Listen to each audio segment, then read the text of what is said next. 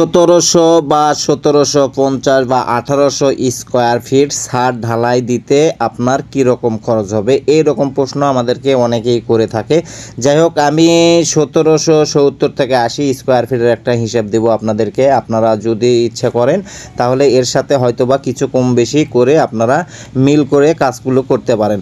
আমাদের এখানে যে ছাদটি ঢালাই হচ্ছে এটা প্রায় আমাদের 1700 হয়তোবা 80 থেকে 85 স্কোয়ার ফিট হবে। এই 1780 থেকে 85 স্কোয়ার ফিট ছাদ ঢালাই করতে আমাদের মালামাল কতটুকু লাগবে।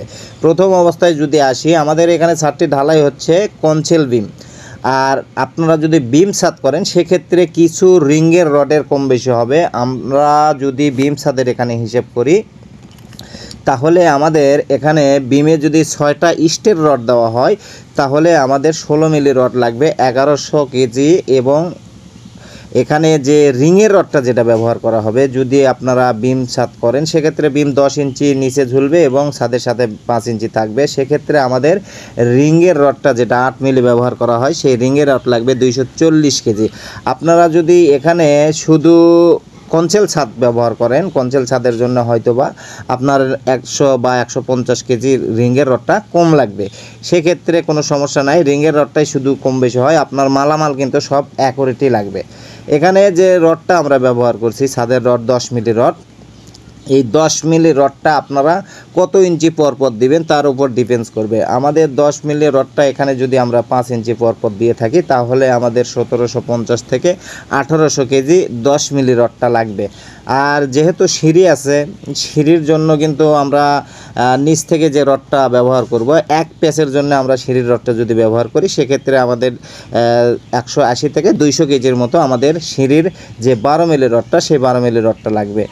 আর খোয়া, আমরা সাধারণত ইট ভেঙে যে খোয়াগুলো ব্যবহার করি সেই খোয়ার ইটটা আমাদের কতটুকু লাগবে। আমরা 1780 থেকে 85 স্কোয়ার ফিট যদি আমরা ঢালাই করি সেক্ষেত্রে আমাদের 8000 পিকেট ইটের কিন্তু খোয়া লাগবে।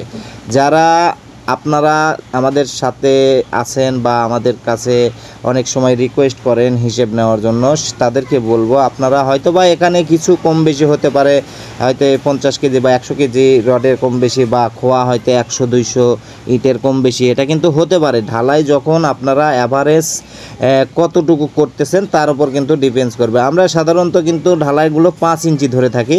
5 ইঞ্চি ঢালাই ধরার জন্যই কিন্তু আমাদের এখানে কি হয়েছে যে 8000 পিকেট লাগবে। আমরা 10 ইঞ্চি বিম ঝুলাবো এবং 5 ইঞ্চি স্ল্যাবটা ঢালাই দিব, এই জন্য 8000 ইটের খোয়া লাগবে এখানে।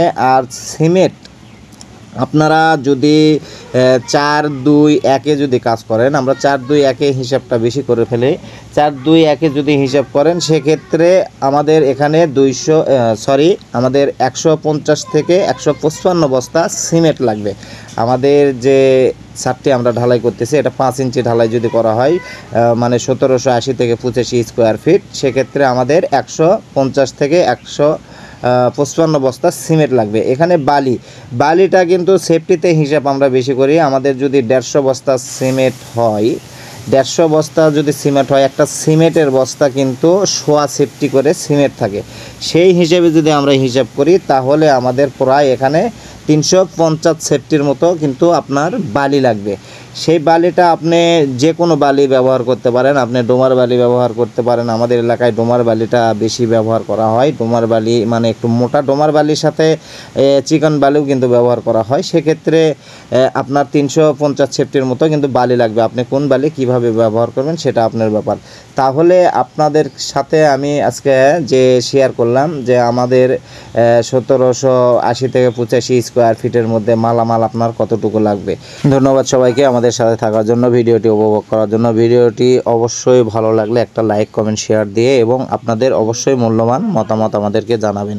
সবাই ভালো থাকবেন, সুস্থ থাকবেন এবং সুন্দর থাকবেন। এরকম নতুন নতুন ভিডিও পেতে আমাদের পেজ বা আমাদের চ্যানেলটি সাবস্ক্রাইব করে পাশে থাকা বেল আইকনটি বাজিয়ে দিবেন এবং ফেসবুক থেকে দেখলে অবশ্যই